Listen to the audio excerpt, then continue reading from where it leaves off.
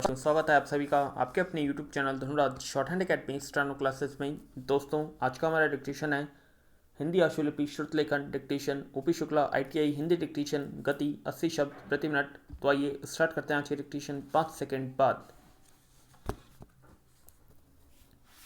Ready start. मजदूर क्षेत्रों में केंद्रीय श्रम मंत्री के इस कथन का स्वागत किया जाएगा कि सरकार श्रम सम्मेलन और स्थायी श्रम समिति के सम्मुख इस आशय का एक प्रस्ताव रखने जा रही है कि उद्योगों में मजदूरों को भी हिस्सेदार बनाया जाए।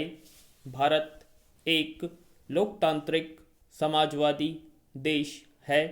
वह समानता और शोषण से मुक्ति के सिद्धांत में विश्वास करता है।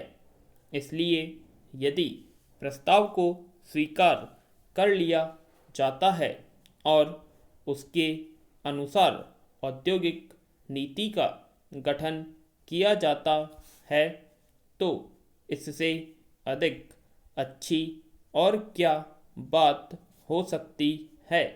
जहाँ तक औद्योगिक प्रबंध में मजदूरों के भाग की बात है, सन 1947 में सरकार ने यह कानून बनाया था कि जिन कारखानों में आवश्यक समझा जाए वहाँ श्रम समितियाँ बनाई जाएं। इसके पीछे उद्देश्य यह था कि ऐसे सुझाव दे सकें जिनसे मालिकों और मजदूरों में अधिकाधिक सहयोग हो सके।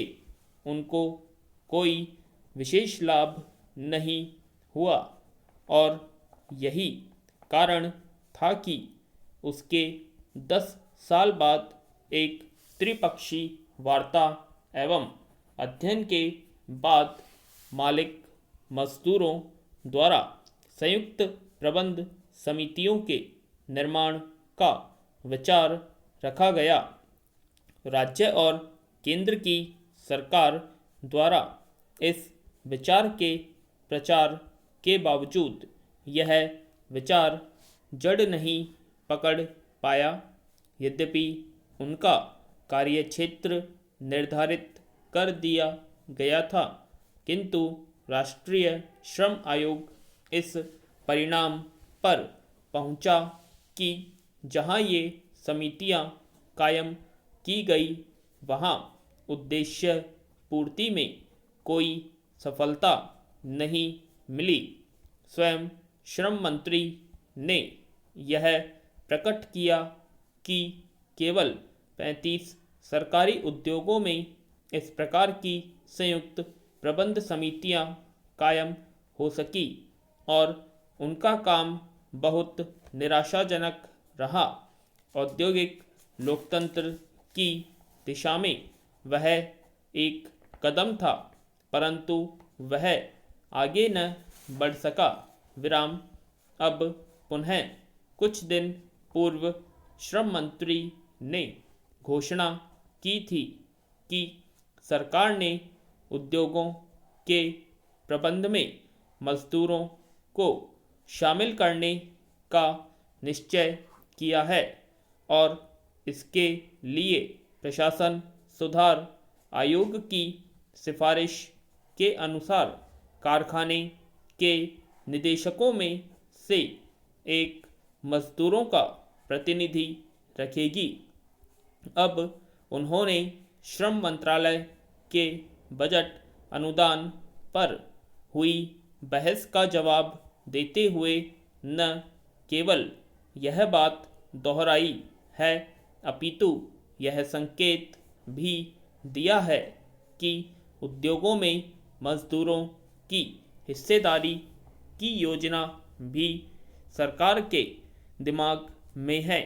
कहना न होगा कि यदि यह योजना कार्यान्वित कर दी गई तो प्रबंध और मिल्कियत दोनों में मजदूरों को साझेदारी होने से औद्योगिक क्षेत्र में एक क्रांतिकारी युग का श्री गणेश हो जाएगा।